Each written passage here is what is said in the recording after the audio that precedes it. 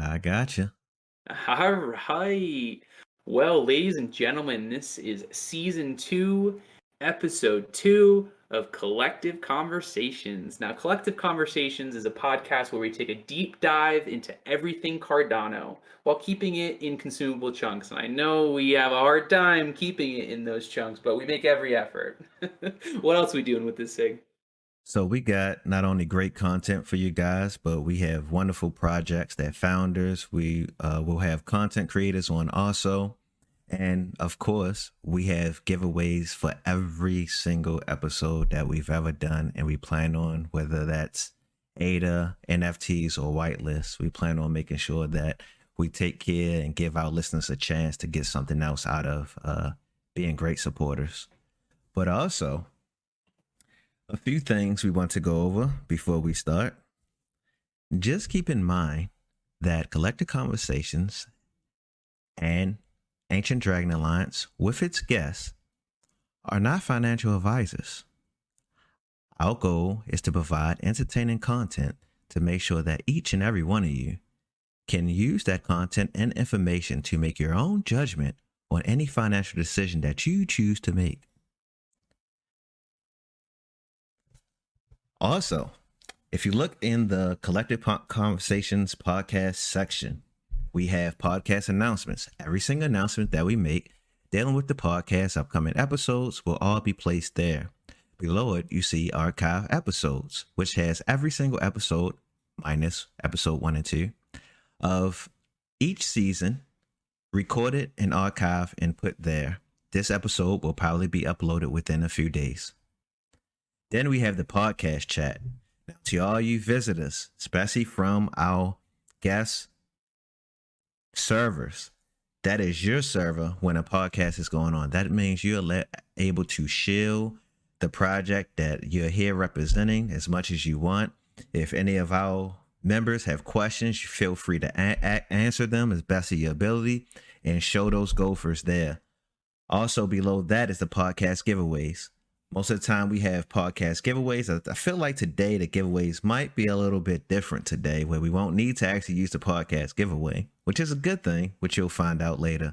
But anytime we do podcast giveaways and you hear us say we're about to start the giveaway, you would need to go there in order to enter the giveaways. Laugh, take it over. We just have fun with it, and especially tonight's guest, Goofy Gophers. We have Ryan here. He's a great dude. We talked to him a little bit before this, and we had a great conversation. Ryan, welcome to the podcast, man. Thank you so much. Thanks for having me. Really excited about this. Yeah, we did have a call prior. I was really impressed with your guys' professionalism. And yeah, let's get started. I'm excited. Yeah, absolutely. Well, we always like to start our podcast with just telling us a little bit about yourself, and you can go into as much or as little details as you'd like. Absolutely. So yeah, I'll start with university, I guess. I guess that's a good starting point. Or Yeah.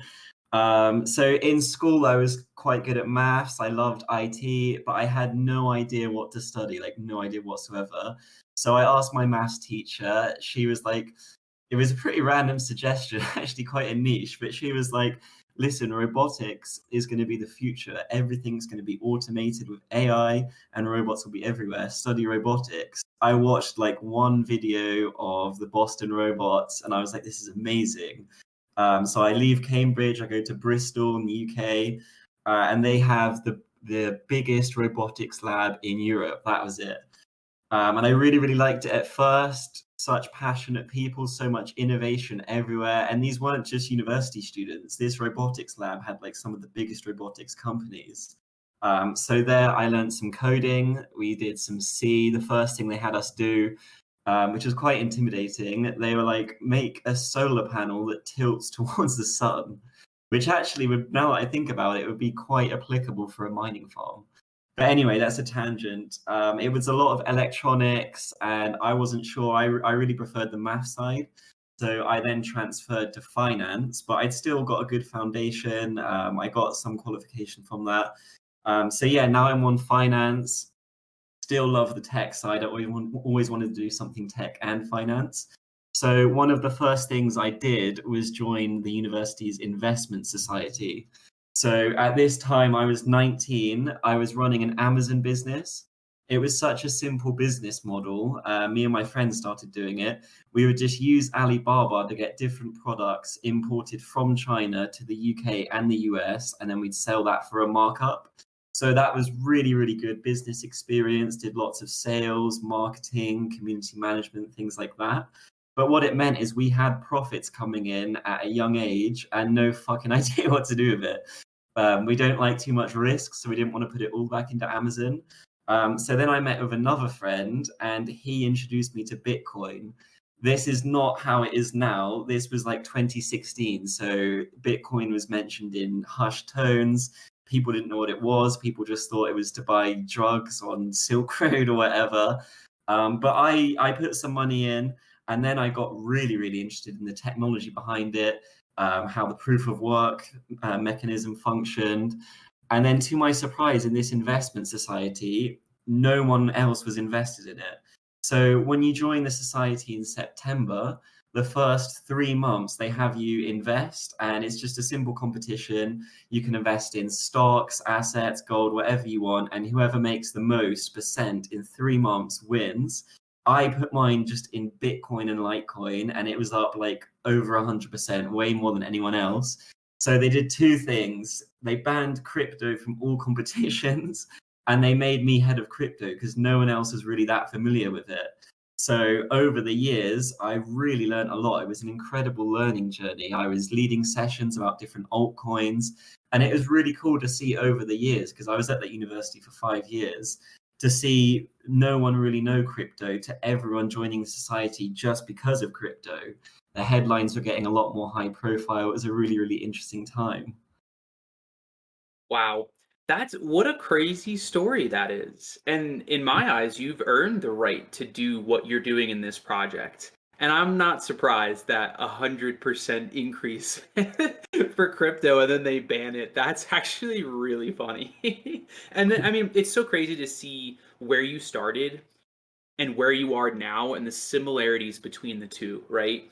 If I were to look at my life 5 years ago, say, and to think that I would be running a podcast with my buddy Antoine or being a co-founder of a project, I would have laughed at myself, right? I would have thought that was the silliest thing in the world. But now here we all are on a Friday night, or Friday night for us, right? Listening to a podcast of an NFT project. It's just so funny how the decisions and the actions that we make lead us to something that we would have never imagined would have occurred, right? But that's a cool story, man. And I'm glad that you had the training and the experience that you've had because it brought you here, right? Yeah, thank you very much. I do think I have quite a unique blend of the tech Mm-hmm. side and the finance side, and that's why I find crypto so interesting. But you're right, it moves crazy, crazy fast. Just a Yeah. few years ago, 5 years ago, people were discovering Bitcoin. Now we've got these incredible projects inside NFTs. It's really, really inspiring.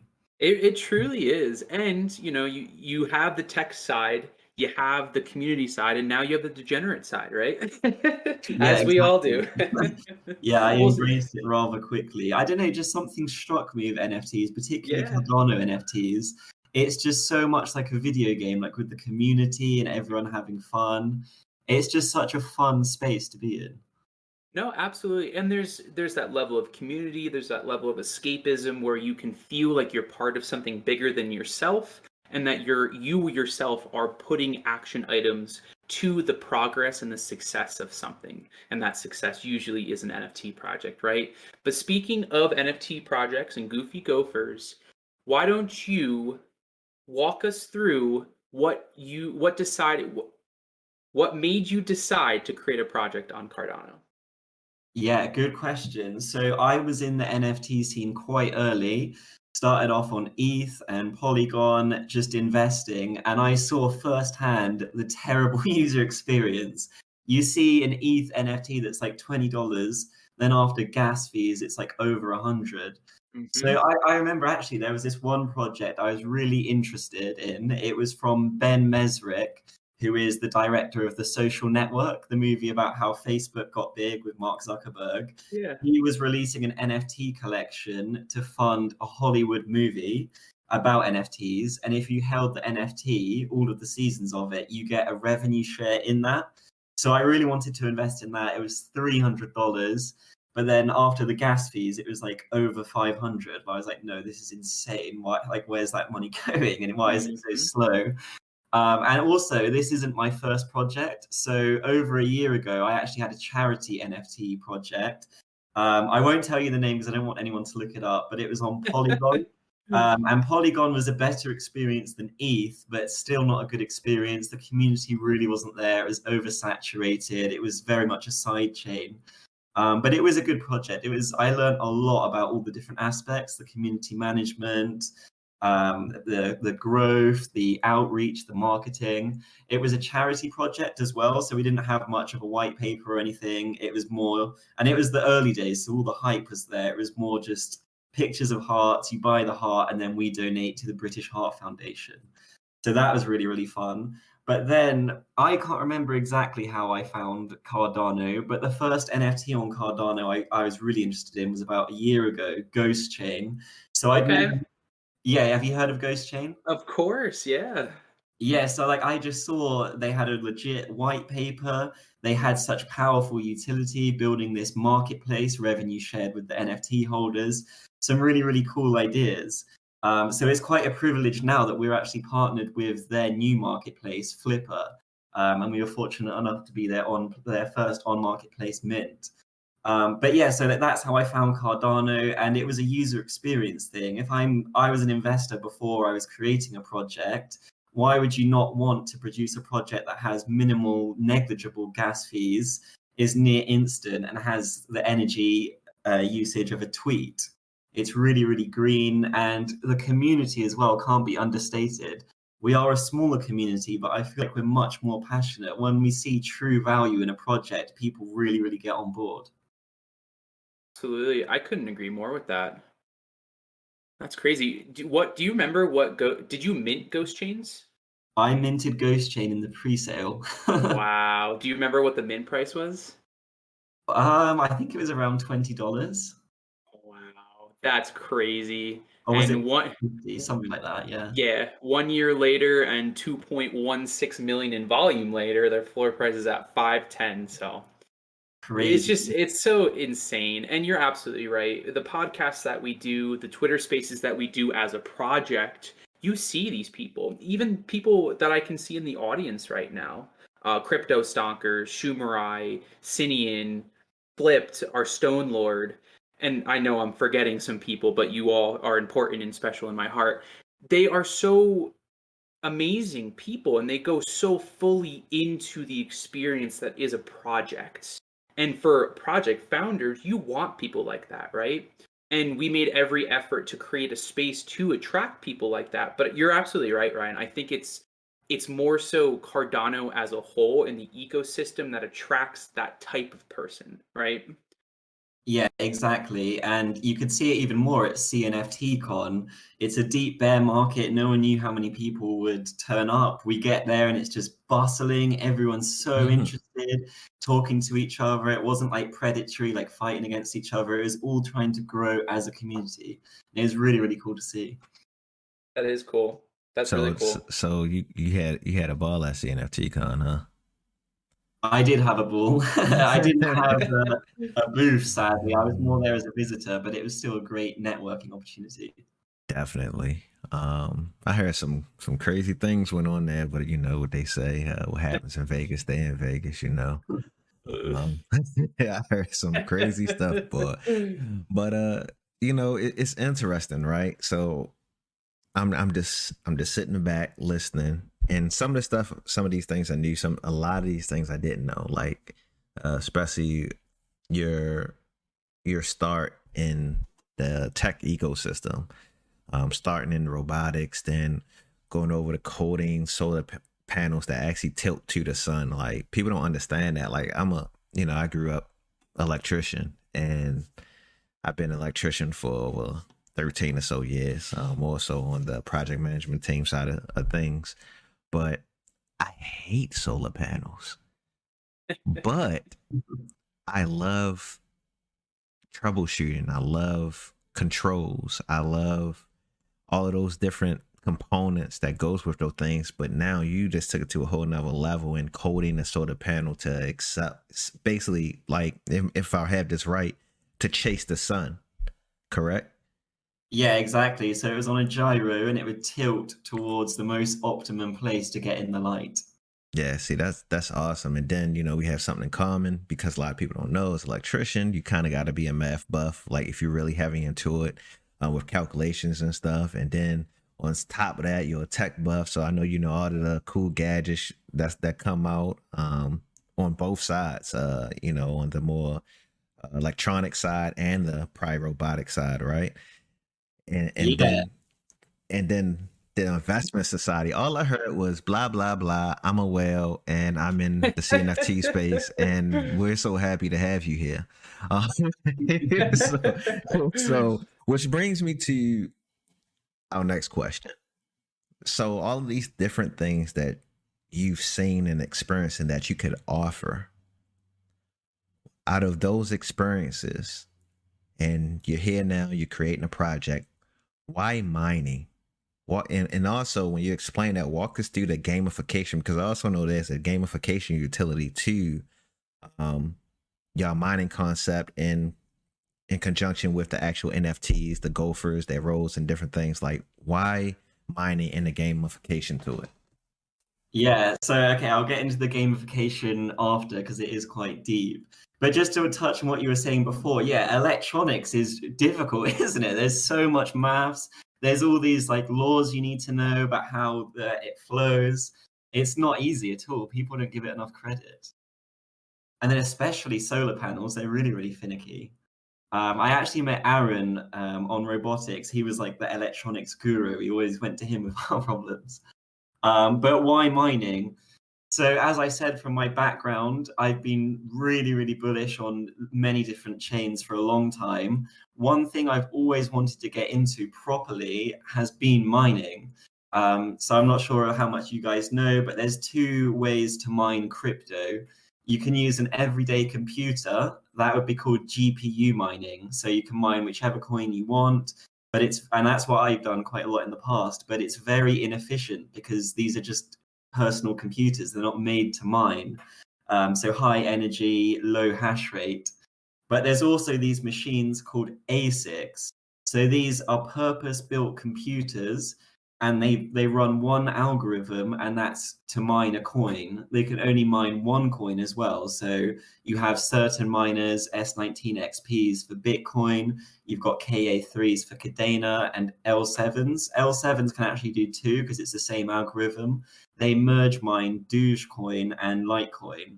But the problem is, there's a few problems. The first is the initial cost. So even in this bear market, they're going for 12 to 14K. In the bull market, it's a lot higher than that. How can a normal individual possibly afford to get into that? And let's say you can. Let's say you get a bonus at work or something, you buy the machine. What next? They're very, very difficult to set up. They're not easy to maintain over the long term. You need to be professionally trained if you want to have a high uptime of these machines. Personally, I'm in a New York apartment. I'm sure a lot of people are in apartments. Where do you store it? They take up a lot of space. They are so noisy. Your neighbors wouldn't like it for sure. How do you generate the power? And better yet, how do you generate the power in a sustainable way? How do you cool these machines? Because they generate a lot of heat, which might be nice in winter, but it's not very nice in summer when it's already really hot. So we kind of realized through our time in the NFT space, the power of community here can be used for so many things. So although as an individual I have all those problems like the cost of the machine and the nuisance of it, when you have a big community and all the resources, you then have economy of scale. So once we have that mint revenue, we're then going to have 900K. That's our target. With 900K, you can negotiate much better prices on machines and much better rates of electricity. So then, as an individual, it's way more profitable. You also get community. You also get diversification. You'd be mining 4 different coins to start off with. You also have the long-term future of the project. So yeah, we kind of just wanted to make an easy vehicle into mining because NFTs are a real innovation in that field. And then the gamification, investing doesn't have to be boring. Like, you think of your parents investing in the S&P 500, whatever, it's not that interesting. What is interesting is buying a gopher. The gopher you get is completely random. You might get a royal, you might get a merchant, you might get an oracle, you might get a thief, you might get a warrior, you might get a wizard, and all of them do different things. I won't go into too much depth right now, but royals get a percentage tax on all the other gophers' payouts. Thieves steal from other thieves. Oracles make predictions. It is quite arbitrary. It could be like the price of ADA next quarter, how much they think will mine, the profit, things like that. And the closest oracles get all of that payout. And then miners obviously get a boost to the mining payouts. Wizards get a boost to the treasury. So we have a treasury to invest in other projects and other ideas. If you have a wizard, you'll get a higher payout from that. And then warriors get a boost to both. And then, not to get too complex here, but miners, wizards, and warriors, within them, there's different rarities. So there's apprentices, experts, and then masters, and that as well affects the boost. Wow. I'm more impressed that you have this all figured out and you're able to explain it. Right. Because there's two sides to that people don't understand about having something so figured out. There's so many people that I know in so many different capacities that some are geniuses, and they can't nowhere near explain all of that. They can do it. They can do the logistics to it and everything, but they wouldn't be able to explain it so clearly like that. And to keep it all together in their head, like, I'm pretty sure you had to come across those people. Like, you might even had professors that taught, and it was like, dude, you really can't explain this, can you? Yeah, that happens all the time. But you know they smart, you know they know the information, but they're not allowed.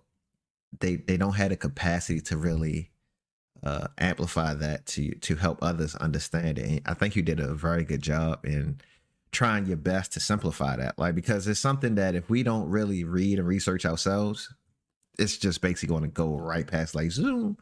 So it's important for us to go and be like, okay, refresh our memory, because you did do such a good job. That way, when we go to your website, we can look and be like, oh yeah, right, the royals, and I'm thinking about my thieves. I ain't gonna lie, I did focus in on the thieves because I have a thief, and I am kind of mad that other thieves are able to steal from me because I'm the best thief.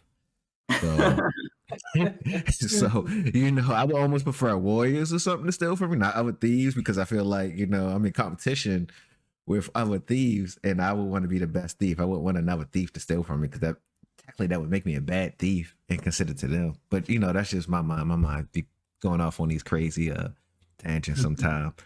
But I love the gamification aspect to it. It helps people. Even though you related all of that, we have a lot of people in the space that really don't care, in a sense. They want to know that you have a plan and what you explained it. They want to know that you did the numbers, which you also explained that.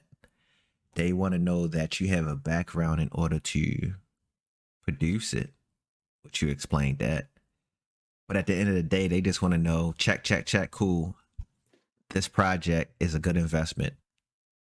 The other side is why a lot of people came over to Cardano, which is the actual community. And I thought about when you was talking about Polygon Matic, how it's just so oversaturated that there's no, it'd be hard for a project like this to really catch traction as far as how it should, because here so many people will take the time and actually participate in the actual gamification, will take the time to learn and understand. And we're seeing it with a lot of projects now that are out and are doing very well with some of gamification or system to, like, the NFTs. As simple as from building things to simply just mutating them. People in this chain really do care about those things, and they take a lot of time and effort to put into those things. So I think that's awesome. My next question is, looking at your mind paper, the Kingdom Treasury. Walk us Mhm. through what makes your treasury stand out. Yeah, so firstly, thank you so much for them comments. I appreciate that. It's not an easy thing to explain sometimes when you have like 7 different types of gophers, ranks within them. So if you just like what you've heard today, even though like we haven't said every single detail, just head over to our website, ggmc.io, and look through the mine paper. It explains everything. But yeah, the Kingdom Treasury. So similar to what we're doing with mining, making it super accessible for anyone, a really easy vehicle for entry. Mining is only a limited market. We want to give gophers exposure to everything we can.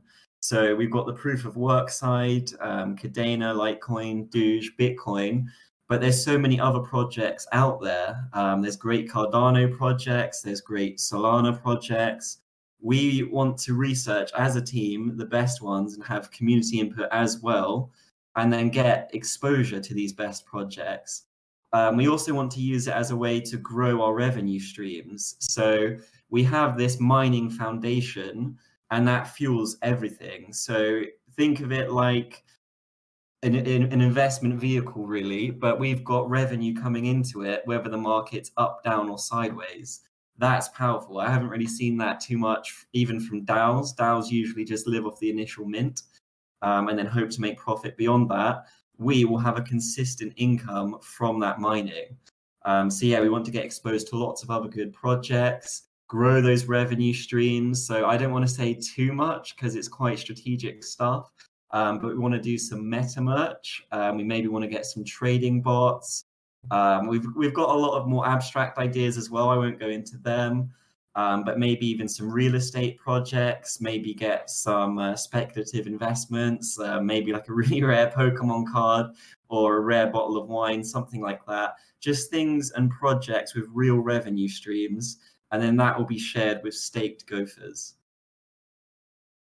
Wow. And that's what the treasury is, and that's the start. That's like the short term. Over the long term, we want to evolve that more into a startup incubator. So we want to find good, promising projects on Cardano, have them come to us, and just offer them support, give them mentorship, counsel them legally because we've been through it all, help them with their business plans, their roadmaps, their marketing.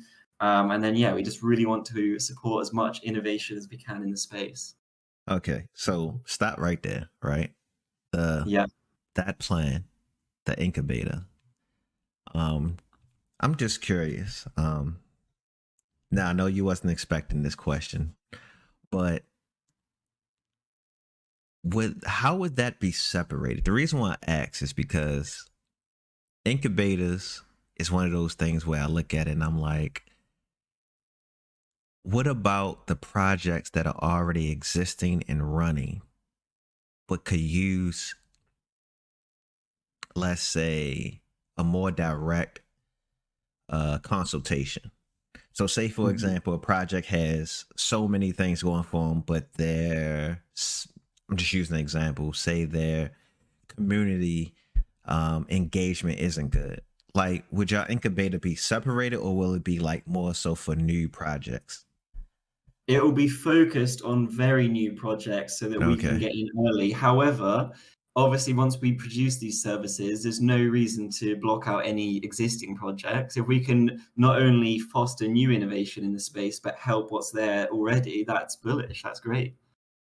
Got you. I just wanted to ask that question also to bring awareness to it in general, just to kind of put the inception in your head since you are thinking about that, because I always think about that. I'm like, but we have a project, and I'm not like right now, say we don't hit any road bumps for like a few months, and we hit a road bump and we've realized like, oh man, I wonder who we can consult with this. A lot of the incubators now don't really, it's kind of like they more so focus on newer projects. And I feel like it's dozens of like projects that are already going that could use some sort of consultation in my experience in this space.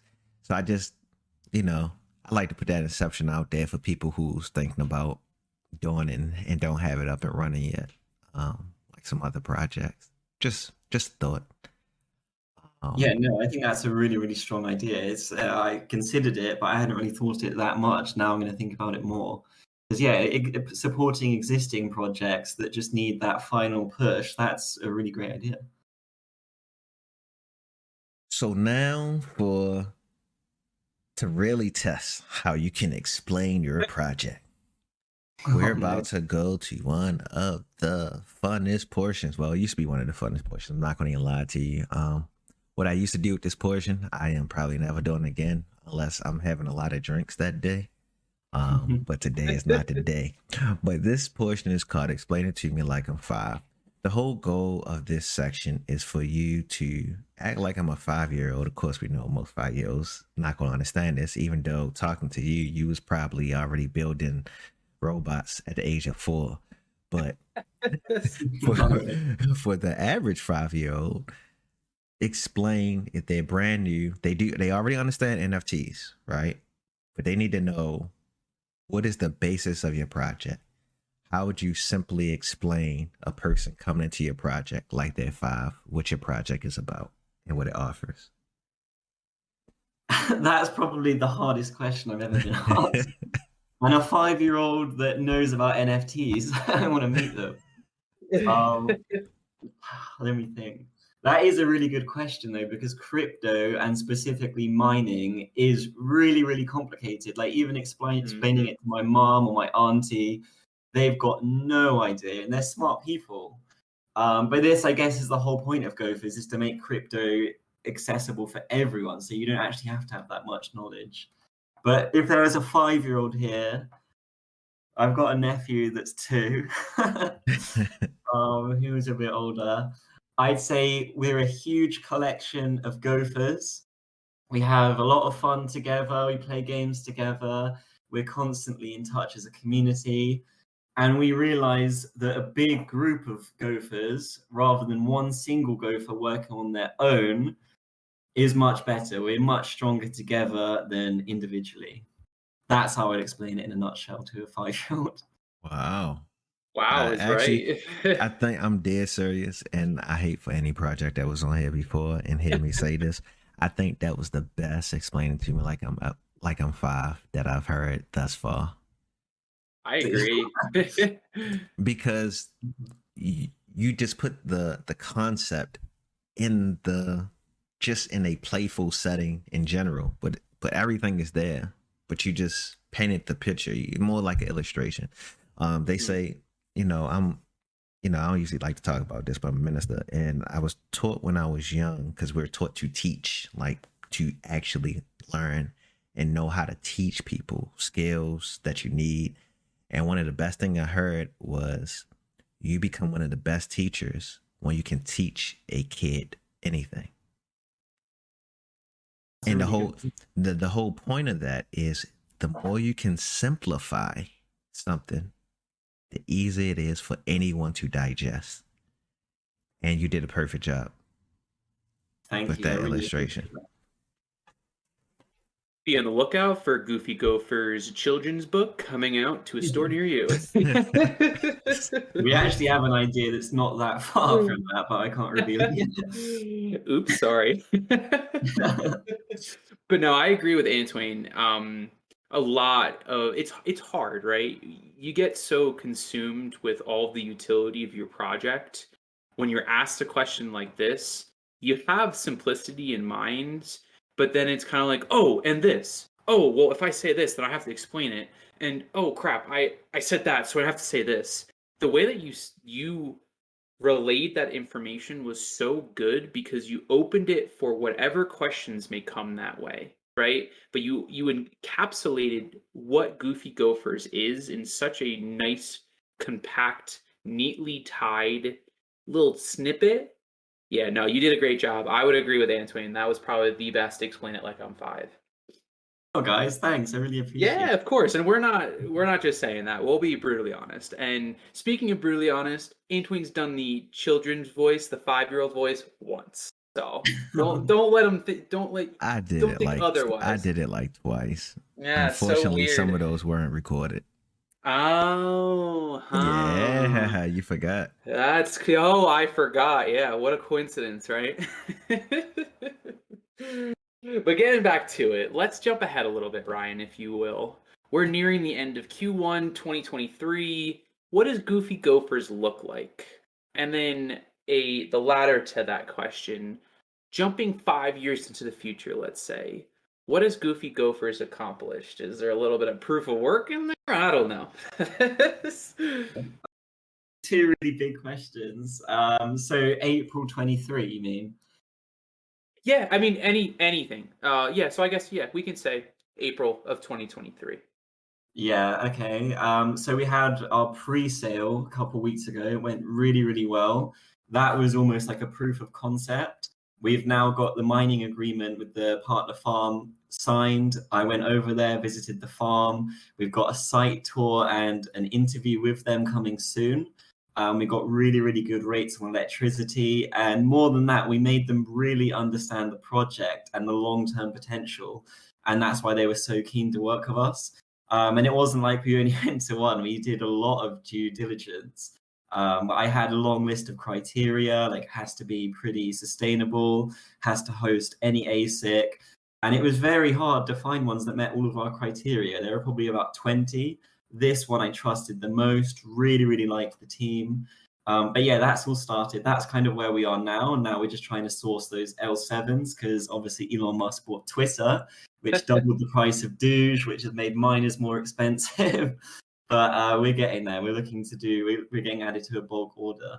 But so in, what was it, Q2 2022, we'll have sold out the main sale, hopefully in the next month or so when that goes live. We'll have all of the miners live, so it will be 100 or more. By that point that you said, we'll actually have, our miners will have made miners. We will have used some of that mining revenue to buy even more miners. We'll also have a dashboard so you can see everything in real time on our website, like machine uptime, coins mined. Hopefully, I can't really speculate, but hopefully the market's recovered a little bit, so our profitability should be really, really good. And that is one of the great things about this project. We're making a mining farm during the deepest bear market that we might ever see again. So we're getting the machines really, really cheap, and all we have to do is wait for that market recovery, and things will be really, really good. We'll have staking out as well, at least for royals and merchants, hopefully for all professions. So people will be starting to get payouts from royalties, from mining, from the treasury. We'll have on-chain voting, definitely. That's one of our first focuses. So I didn't say this in the gamification either. Royals get more votes, thieves get no votes. Basically, the gopher you have determines how many votes you get. So yeah, holders will be able to vote on things that we get into as a treasury. They'll be able to vote on things we do as a community, and they'll be able to vote which ASIC miners we get. So in other words, they'll be able to vote, do we want to buy a Bitcoin miner, a Litecoin miner, Cardano miner, and we'll present the research and give them all the facts on that. And yeah, hopefully by that time, people will have really seen what we're doing, what real world utility looks like from a project. And I think our community will be much, much bigger. So I'm glad you guys are all in early. But yeah, so in that near 6-month future, it's going to be a really, really interesting time, not just for us, but for the whole market, what other projects are doing. I'm really, really excited. The innovation right now in this bear market is crazy when everyone's building. Absolutely. Go ahead. Oh, and then 5 years from now, it will look very different. Oh yeah, I should have said as well, Flipper will be live soon.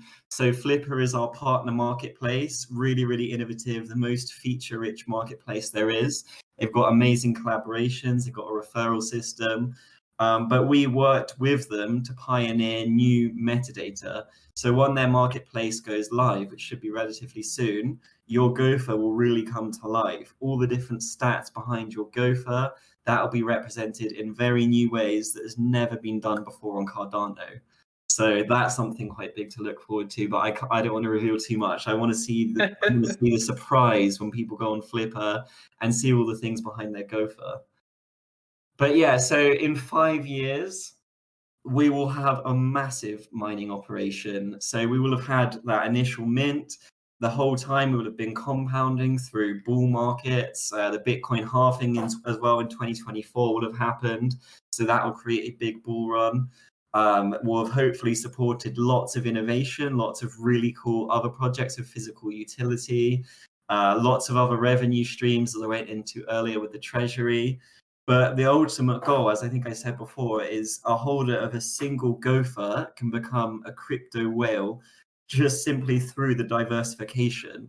We want a single gopher to give a normal individual really good access to so many different aspects of crypto and even beyond crypto. We've been talking with a property firm maybe about how we can have some of our treasury allocated to property. Just Smart. a really good, well-diversified portfolio. And in 5 years, who knows? We've got lots of ideas that we don't want to go into now. Because obviously, it's a very competitive market. But yeah, like I don't want to say it, but there could be a game. There could be lots of different things. Hey, this is a safe space, Ryan, so you can tell us as much alpha as you'd like. No, thank you.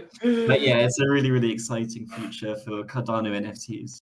Oh man, Anthony, we gotta stop doing these podcasts because especially after all the questions we ask and we go into jumping into the future, like I want to scoop up as many gophers as I can. And I'm going to, right? But I have a question for you, Ryan. What's the value proposition of buying a gopher right now on secondary versus waiting for that main mint to come out? Well, it depends how early you want to be in. I personally Fair. would wait for the main sale. I don't know if I should say that or not. But the main sale is obviously going to be cheaper than the floor price. We haven't announced the exact price, but it's going to be around $100 to $120 because we've got that 900K target.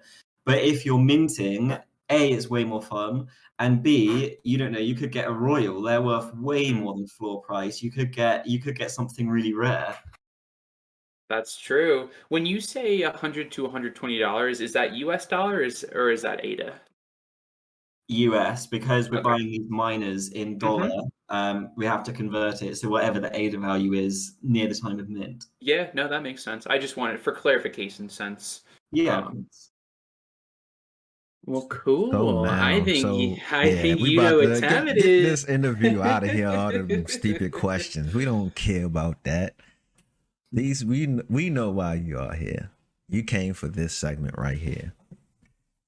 Answer the call or pay tribute.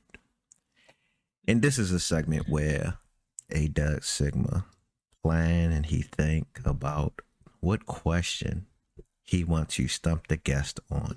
I get one question. The guests have no idea what this question will be. The purpose of it is he can answer the call, which is the question, or he can pay tribute by buying one of our beautiful 3D rented dragon relics, whichever one he like, and he can choose to keep it or give it away to his community. But why is this segment so important? Because I can ask anything I want. I can ask about the trading bots. I can ask about the real estate plan. I can ask more questions about the flipper market, which I already know he won't answer, and easily get no answer from that, right? But we also not only ask alpha questions, we ask questions about team interactions. We ask controversial questions about malpractices or what can look like malpractices in the projects. It could be anything. So what question did I choose today? Well, I'm not going to lie, audience. I'm a little bit selfish. Today is just a question that I want to know the answer to. Because I came in during a time, and I think Ryan is going to know where I'm going with this. I came around during the time before I hit Ryan up about coming on the podcast. I was already in on the project. I minted, and I came in and I seen a very interesting announcement one day. Oh no. And that announcement just had me curious. And you know, it's a lot building a project, which I know Ryan can attest to. And I looked at it and I was like, oh, you know, I don't I don't have enough time to really dig into what this is all about. But now he's on the show and I get to ask that question. So, Ryan, your question is, what is the situation that happened with your mod? Why did it happen? Oh no! And I what, can't believe you uncovered that. Oh, we do our due diligence, my friends. and Yeah, that was. what was, take us through, if you choose to, you can choose just not to even talk about this, but take us through what exactly happened in that situation. Yeah, no, I'll answer. I just need to be as professional as possible. So to be fair, he was there from day one, and he was a very, very passionate guy. So he was always asking us questions about the project. He was very, very active. He was like a full-time trader. And yeah, he was good for the community growth. But as we were Flipper's first marketplace mint, so of course there's going to be teething issues. Like not everything's going to go perfectly. We could have picked a well-known big provider, but we wanted to support Flipper and what they're doing because it's so exciting. So yeah, we did have a few issues with Mint, but that's why you have a pre-sale. And then he just went a bit rogue. So like after it sold out, we as a team went out to celebrate. We get back and we just see he's like attacking community members. He got a little bit paranoid about like too many ghost chain holders coming in and ape society. And I'm like, what are you talking about? It's the more the merrier. It's a community. We're trying to all grow together. And he sent some very lowbrow messages to our community managers. So I just banned him on everything and then released that announcement. But yeah, very, very unfortunate situation. It was a really bad look for GGMC as well, right around the pre-sale. But I'm glad we discovered it when we did and not main sale, for example. Well, you answered that question in stride, my friends. And here at the Collective Conversations podcast, we do our due diligence. We take a deep dive, and we do a little bit of trolling. Not gonna lie. normally I would come up with something witty, try to flip it around, like say maybe I should have paid them, or maybe I shouldn't have rugged for those few hours after mint. Whatever. I would have said something like that, but I'm not going to say any of those things. Witty little fun comments. Yeah, I really was not expecting that question. No one's asked about that before. But we did our job then. It was an important thing to bring up, though, actually. So thank you. Absolutely. But I will say, you guys handled it very well. And you clearly see that by how quickly y'all responded and y'all act on it. Lots of times, this word FUD is funny because I had to explain it to my wife a week or so ago. This word FUD is just becoming something that people is just taken to the extreme, and people are taking away actual human beings reasoning on matters, right? So most projects would make bad decisions because they scared of more FUD. They would be so worried, the community gonna feel some type of way. They're gonna think this. They're gonna think we're trying to cover up, blah, blah, blah. How about you do what real companies do and just address it and see where it go? Don't take the benefit of doubt away from the community that they're not gonna reason like, oh, okay, yeah, we seen it. I get it. Y'all had to do what y'all had to do. But y'all addressed it. Where I see a lot of projects, lots of times they try to, pull a wool over people's eyes over a situation that's not even that serious. And they dig themselves in a deeper hole. So I really appreciate you guys for addressing it, tackling it as soon as possible.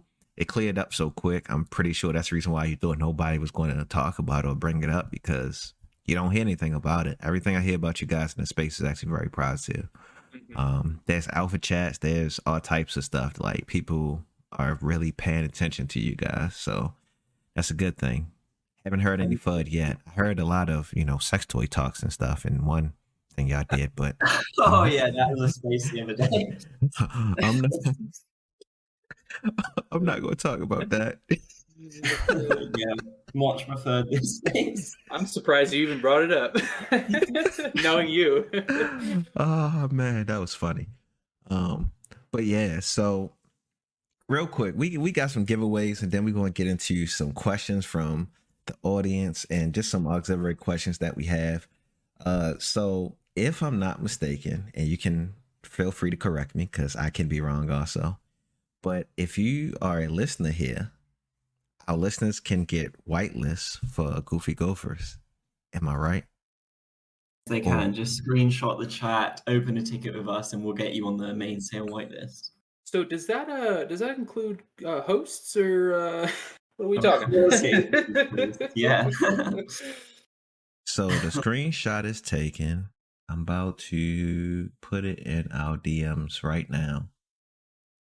Perfect. And definitely appreciate everyone that showed up. I do have a question about the whitelist, and then I gotta get into the other giveaway. Yeah.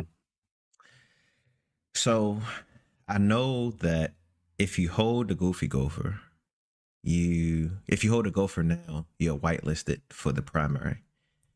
Is That's correct. any of your whitelist stackable? No, it's not. If you get multiple, you can give it away to a friend. Oh, okay, awesome. Yeah. And how many can people mint on the? How many are people allocated for the whitelist, or is that not announced yet? Yeah, we haven't decided yet. It's not going to be loads because obviously we want as many people to be able to get in as possible. But we are going to have the whitelist open much longer. That's what we learned from pre-sale. It will be open for probably 24 hours before. Okay. But yeah, no announcement yet on the count per whitelist. Okay. Just curious. Gotta get some gotta get my bag ready. Yeah, same. Not financial advice. What we choose to do with our own financial, monetary allocations is completely up to us, and there's no reflection on us trying to force any of you in the audience to invest in any project. You can do your own diligence to decide what project you choose and choose not to put a bag in. Disclaimer. It's funny, Ryan, because you had originally asked what changed from season 1 to season 2, and that has changed, this disclaimer, which is completely, I'd imagine at least, completely off the dome from Antwain. And the fact that he puts it in that voice makes me cackle every time. I love it. Hey, we gotta keep everyone entertained here. Hey, compliance. So also, let's go to the chat. Let's go Ooh. see some of these questions. While we're doing that, I had a question about Flipper Marketplace. No alpha. If it's alpha or if it's something you can't talk about, that's fine. You don't have to answer it. They did come across my radar quite recently. It's like I'm hearing a name a quite bit more in recent days. Are they working with like other projects? Like, I don't know. I haven't done my due diligence to do research. Like, are they putting it out there what projects they're working with, and then are they onboarding more projects? Like, how is that working with them? I'm not sure if I can say that, but I will say they're working with the biggest Cardano projects. So one of the features on Flipper is you can trade in native tokens. So I know this one's announced. You can trade in Dollar Yummy on their marketplace. So all the biggest internal tokens will be on that marketplace. So yeah, they've got massive partnerships. Mm-hmm. Oh, it's so weird you asked that question, Antoine. Yeah, no alternative motives for asking that. Isn't that cool though? You're a massive fan of Yummy Universe. You've got this Dollar Yummy. Now you can buy other NFTs with it. That blows my mind, honestly. We've been waiting for stuff like that, right? That is insane. Really. Plus, you're because tokens are all the rage. We all know that, right? You look at mutants, you look at Ape Society, and what massive things that they're doing, and the floor prices that come with that. Flipper adding the utility of, okay, we all have these tokens now. What can we do with it besides raffles, right? What can we do with it besides giveaways? To have a marketplace that you have all of these tokens and now you can buy NFTs like you would on JPEG, that's insane. Exactly. It's like one of the biggest things that no one is talking about. And also they Seriously. have their own token, dollar flip. So the more you use the marketplace, the more you refer people, etc., the more of that token you get. Interesting. So crazy. Oh man, that's Jason, awesome. stop writing this down. Yeah. I can Jason probably is salivating right now, I'm sure. I can try and get their team on to come on here perhaps. Ah, that would be awesome. Yeah, we would That would be appreciate it, awesome. man. Obviously, Yeah. they are busy building this marketplace, but yeah, I'll Hey, reach out for sure. give us an hour. We'll have fun. Yeah. So I But have a before question from Laura. Her question is, when are you, Ryan, going to give her a royal gopher? Laura, they're worth a lot of money now. You've got to enter the main sale, pop a fee, and hopefully you get. I don't even have a royal gopher. That's the sad thing. Yeah, I he promised his to me, so sorry, Lara. You're next in line. a lot of people want that royal. I wish. I wish. The But Antoine, before we get into our questions, I'm sorry, it's escaping my mind. You said there's another giveaway? Yeah, I'm gonna save it, and it's a reason why I'm Oh, saving it. Yeah, it's a reason why I'm saving it. gotcha. Okay. So, so the second question is, how many mining partners do you guys have in mind? How many mining partners? Well, we've got one partner farm, so we send them the machines, they host for us, make sure they're all running and everything. That's now signed for a year. We could actually go with other farms, but I don't really see the benefit. This farm is something really special, really, really good team. And then machine-wise, we don't have, well, we do have some loyalty. We're working with a really, really big supplier in Canada who, again, really understands our project, loves what we're doing. They're young guys as well. So they're into actually Cardano NFTs. So we're working with them, but we could work with a lot of different suppliers. Just obviously do our due diligence, make sure the legal teams read the purchase agreements. But yeah, so there's two main ones. There's the partner farm and then the suppliers. So at the moment, we've got one for each. Awesome. Next question is, what coin is the team most excited to mine? I'll ask the first part. It's actually 3 questions in one. I like what you did there. Killed me. Yeah. Let's Yeah, see what you Negan did is, yeah. there. Yeah, the coin that I'm most excited for, it depends. That's the great thing about diversification. They do different things. You have the safety of Bitcoin, you've got the memes of Doge, but my most exciting one is Cadena. So it's Yes. quite a new protocol. hmm Let's go. It's made by VPs of JP Morgan. And it just shows me that there's a lot of innovation still in proof of work. So they use this system called braided chain. And the busier the network gets, the more users, the cheaper transactions get, and the faster they get. It's really, really cool technology. Braided chain proof of work. Yeah, I had me a little bit of that at one point. Not gonna lie, I sold it all when the market started tanking, so that I could make more ADA. I took what I could out of it, and I do plan on getting back in. They have a great protocol. I'm doing my research. That was one of the last coins I was really diving into before I came over to CNFT.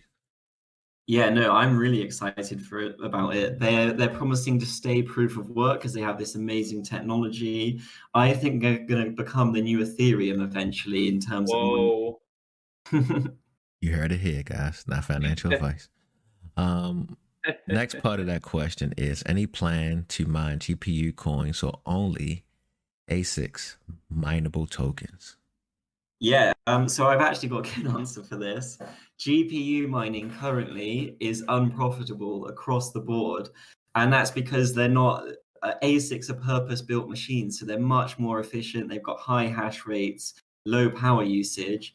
GPUs don't mine enough of the coins to make it worth the electricity. However, that's just in this bear market. Once we recover a bit, they will become profitable again. So one team that I talked to at CNFTCon was the Ergo team. And they really, really liked Gophers. They loved the model, how it's truly decentralizing mining. So ergo mining is something we want to get into. We've just obviously got to manage that profitability. But our partner farm, they're very experienced with GPUs, so it's certainly not off the cards. Awesome. And the last one from Negan. How will the team secure all the different wallets needed? How will we secure them? Yeah, that's a good point, actually, because we're on so many different chains. There's going to be a lot of interconnectivity. So at the moment, we use a hardware wallet. So obviously, we plug in the ledger. But the Lace wallet is coming out soon for Cardano. So we're going to have it multi-sig with the whole team so that whenever we want to make a transfer, everyone has to agree on it. So it's an extra layer of security.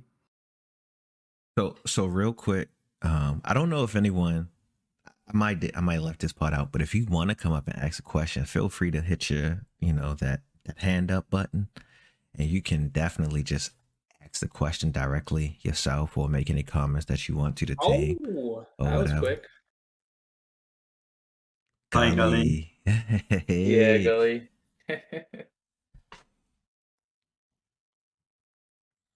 Gully, I think you're muted. Yeah, hey, how's it going, guys? Hey, Hey, how's it good, going? thank you. How are you? Nice gopher, Gully.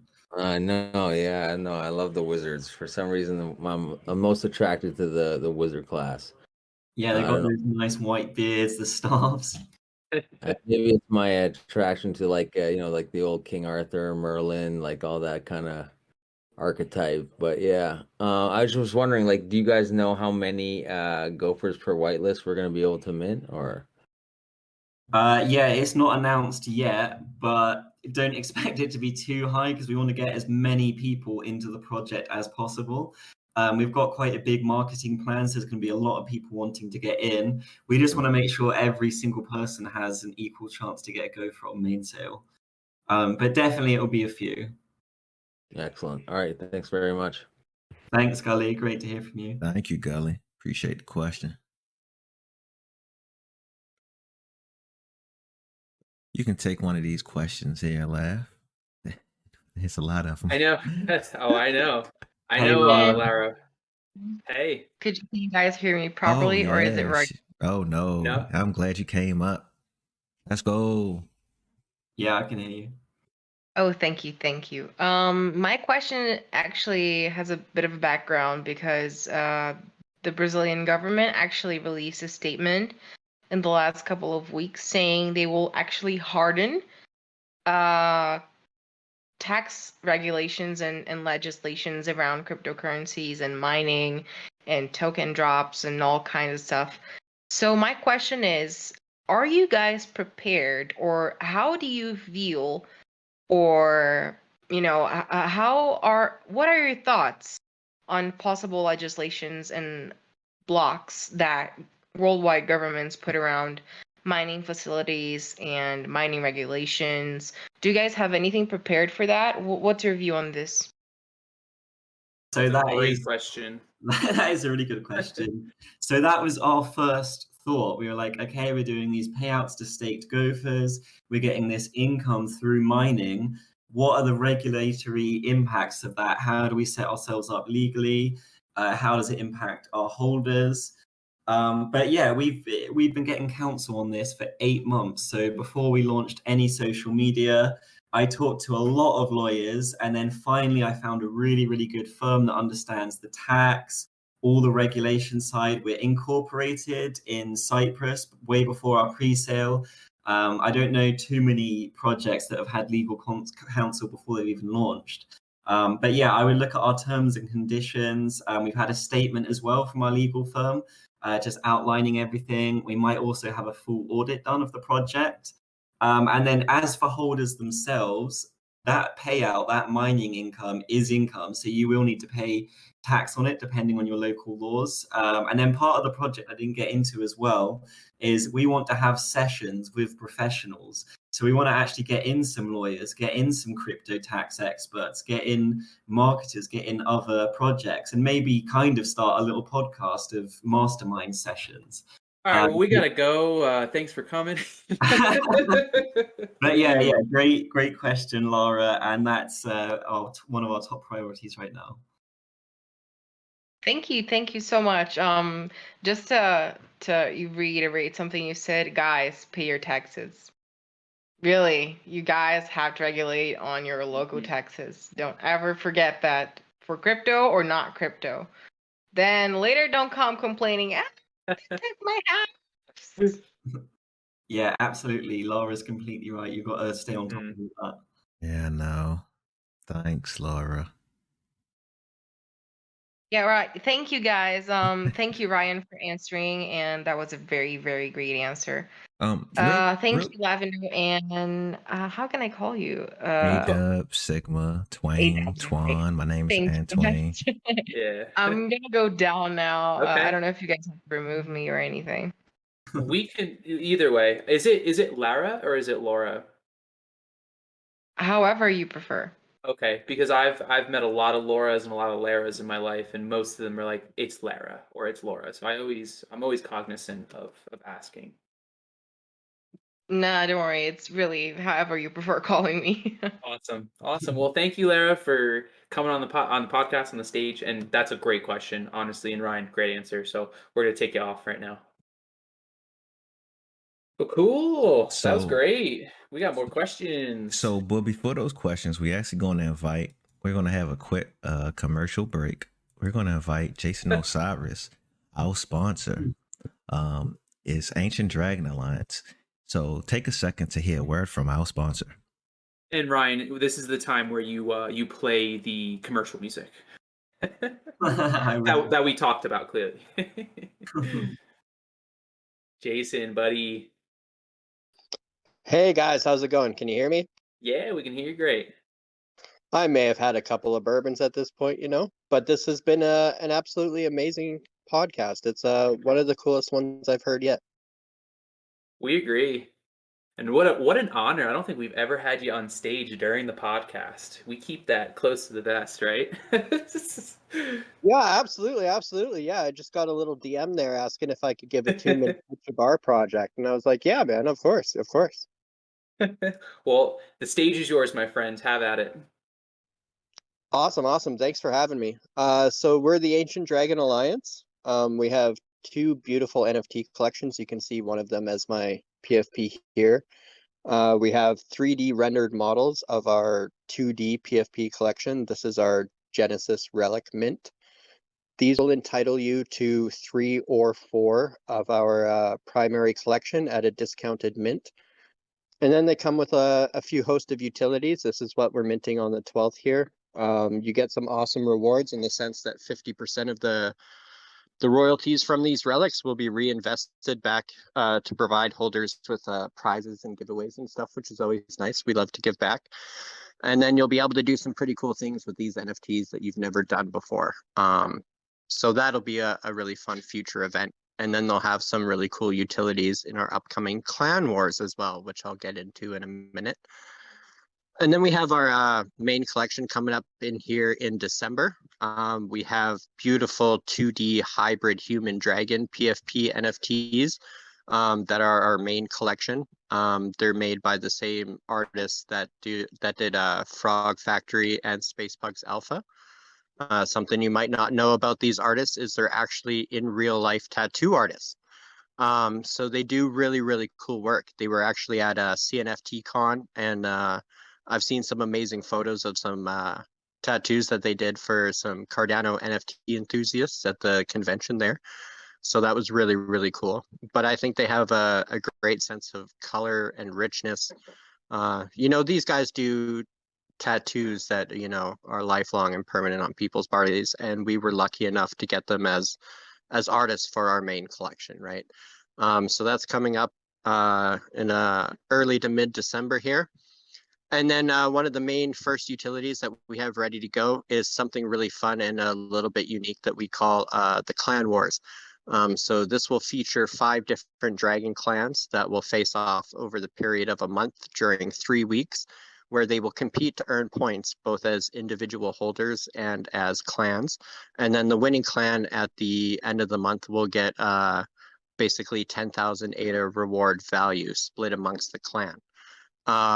Details for that are coming in our upcoming clan paper within the next few weeks, which we're really, really excited to release. And then part of the reason why we're called the Ancient Dragon Alliance is because we really want to include other partner projects to kind of feature and highlight what they're building. There's a lot of, maybe not as well recognized projects in the space that are building some really cool stuff. And I could name tons of them, right? Like you've got Ted Nation, Spacebugs is doing really cool stuff with their custom built Cardano NFT poker platform. Frog Factory is doing some great. There's so many projects in this space that are doing really cool, really unique things. And we would love to kind of like feature them and highlight them all together in the work that they're doing. And we're going to do this throughout the Clan Wars as well. So you'll see us feature projects, their NFTs, include them in the way that like points are calculated and stuff as part of a fun aspect of many different events that we're going to hold throughout the Clan Wars. So to keep it short and sweet, that's the basic quick rundown of the project. And then we're also adding a ton of value adds. This is one of our favorite things to do. We'd love to provide like added value and utility to our holders without hyping it up a whole bunch beforehand. So we've released a couple of tools. One of them we released before we even minted a single NFT. And that's a floor sniping bot from JPEG. If you're a holder, you get access to it. And anytime an NFT is listed under the collection floor for that NFT project, you get an instant post in our channel here. And then we just released the silver version of it. So if you have specific traits like rare traits that were posted below the trait floor, we'll get a posting for that as well. So you can actually sometimes find really rare, valuable NFTs that are posted around the floor, sometimes maybe a little bit more, but have a way higher value. So it gives you an opportunity to snipe those as well. We're building, a range of tools like that and a whole bunch of other really cool stuff that we're keeping secret for now. But we consider all of that stuff value add. Our main utility for the Clan Wars will be ready to go very closely after our main mint here.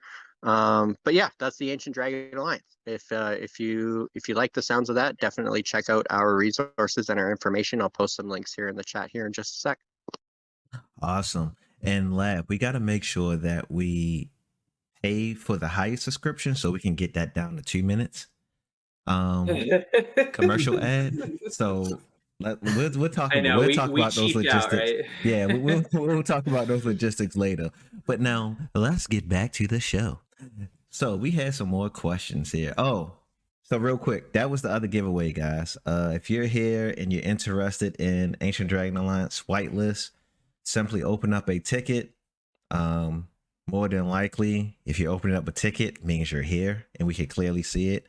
So we advise you to do that now and just say, hey, whitelist right here. And we can easily look and we have mods that's actually in here and they'll take care of it right away for you guys and give you whitelist for upcoming relic mint. Just a quick note on that. Make sure you register and the whitelist is allocated over the amount. So it's not guaranteed. So we advise everyone to register their wallets and make sure that they're ready mint time, because whitelist give you a chance to mint at the discounted price. It does not mean that you will be able to mint. So back to the questions now. Ooh. So Lav, you can take the other questions. Yeah, let me just scroll up my shilling because I posted a lot of dragons at that time. Okay, let's see. I know you already answered this, Ryan. I'm gonna ask it again, just if you're feeling generous. I don't know. All right. when is that mint, man? You just let us know. We'll keep it between us. Well, when is the main sale? Yeah. Well, it depends on a few different things. Flip has to launch. Miners have to be live. If I had to give an estimate, I would say in a month and a half, but that's not official. That's just my current thoughts. Okay. Well, you heard it here, folks. We have just a little tiny bit time to wait, but you better pack your bags because I know I'm minting as many as I can. Not financial advice. Okay, let's get to the next one. Nice. I'm really glad that everyone's using this chat, but it's making my job a whole lot harder. All right, let's see. Got that question. But it's good though, right? Like this is probably one We had some with a lot of questions, but not for a while. This is probably one with like the most questions, um, which is There's a lot awesome. to learn. There's a lot to know. It is. But A lot of different aspects. ooh, here go another one. Good one. Sting Okay. Hasty. Sting Hasty. Well, Mhm. welcome to the Discord. His question is, what sort of thing is the DAO Treasury going to invest in? And I know that you mentioned it just earlier, but if you want to give us just a quick rundown of that too. Yeah, so ultimately, we want to invest in lots of different things. We want it to be really wide, diversified exposure. So that can be Cardano projects. Obviously, we're all in Cardano, so we're going to know which projects are good. So it can be other NFT projects, not just limited to Cardano, though. If there's good projects on other chains, we can get access to them as well. It's completely cross-chain. And then we also want to have a big focus on physical utility. So we want some exposure to property, then maybe some rare collectibles, maybe some rare wine, rare Pokemon cards. We're open to anything really. Any good idea can come to us. And then eventually it's going to go into that startup incubator so we can really welcome more innovation into the space. Awesome. So So Yeah. that answers. Go ahead. Thank you. And we have a lot more planned than that, short term and long term, but I don't want to say every single one of our revenue streams live right now because no, we gotta save that. We gotta save that for season 3 when you guys minted Exactly. out and you coming back and updating us. And we say that, but we haven't put the same episode on yet. But we're gonna try. We're going to try. I'd love to come back. This has been an amazing interview, one of the best so far. Oh, nice. But not the best, Antoine. I hope you heard that. So we have some work to do. Yeah, we do. I know, I don't know even what the best. No, I'm kidding. I'm kidding. No, we strive. And we heard there are some other projects. Just one I heard it so far. That actually do a really good job that I'm still listening and learning from. So we're still trying to grow. We never will feel like we're the best because we always want to get better.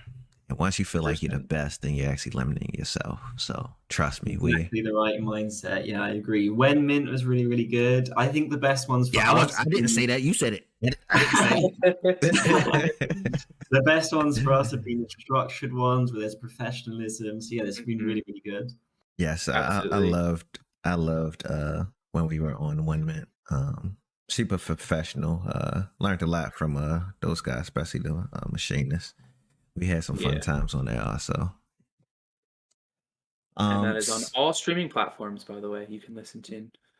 And we're not just saying that because, Ancient Dragon Line is like one of the last 2 or 3 episodes that was on there. And, go listen, give it a like or whatever. But so Lav, I think we got a meeting up in the penthouse soon. We do. You're right. And we got to get to that. There's one more question, and it's from Aaron. How does the voting system work, Ryan? Aaron, you're literally part of the project. So the voting system, it's completely on-chain because the gophers themselves are on-chain, but it's part of our gamification. So I said there was different types of gophers, merchants, thieves. So most gophers, you have one vote, and you'll vote on things like which miners we buy, things we do as a community, other types of projects we get in. But royals, for example, have 3 votes, merchants have 3 votes, thieves have no votes because they don't help the society. Masters, of any class get 2 votes. So it's just an extra layer of gamification that we think is really fun. Yeah, that's awesome and complex, but you've done a great job explaining us through all the processes. Thank you so much. And yeah, that's like the balance. You want complexity, but also you want it easy to understand. No, yeah, you're absolutely right. But anyways, Antoine, we got to get to this meeting. Why don't you tell the audience what we're wearing today? Well, I am wearing my super minimalistic outfit. I have my built everyday 2.0 pants. I I have my built shoes with the soft soles. I have my built just regular tee. It's just a white tee, plain old white tee. With I'm doing it kind of humble today, so I just got my Jace necklace on with my Apple Watch. Nothing too fancy, and I actually you got to stay humble, right? gotta stay humble, And I just got on a cap today. Matter of fact, the cap, nothing special, just a Callaway, and I don't even golf, but I want to look like I golf, so I got a Callaway hat on. What you got Nice. on, Well, Laugh? yeah, I'm wearing my custom suit from Edwin Joseph and Sons. The lining is custom. I have functional buttons. I'm wearing a custom bow tie. I'm dressed to the nine today. It's a Friday. I'm going out tonight. But we're just about to head into that elevator. We're going up to the penthouse suite. We own the building. We have the whole top floor.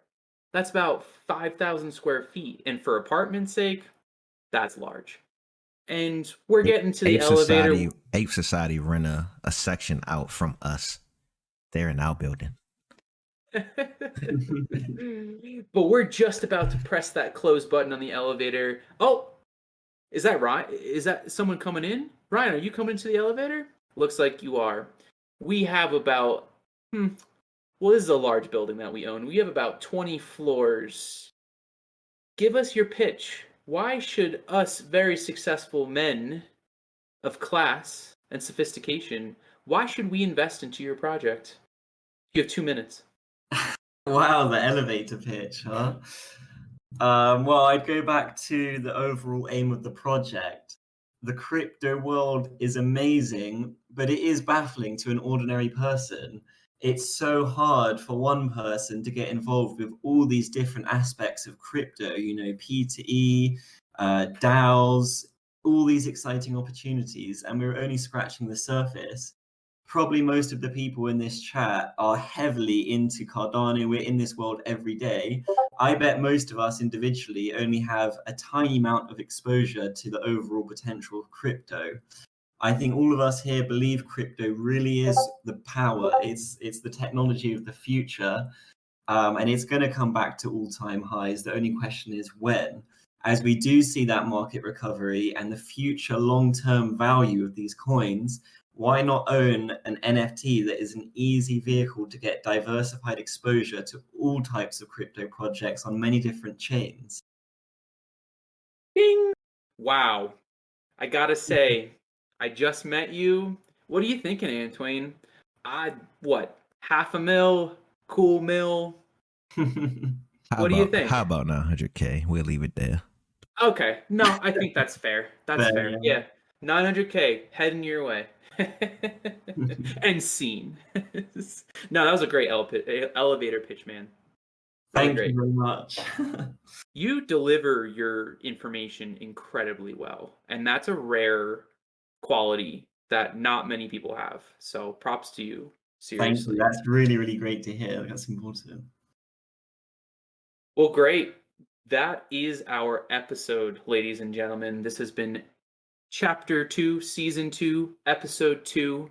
We're all twos today. It's Friday. This is Collective Conversation. We had a lot of fun today. We had some questions answered. We took a deep, deep dive into Ryan himself and into Goofy Gophers. I had fun. I hope you guys had fun too. We'll catch you on the next one. Enjoy your weekend.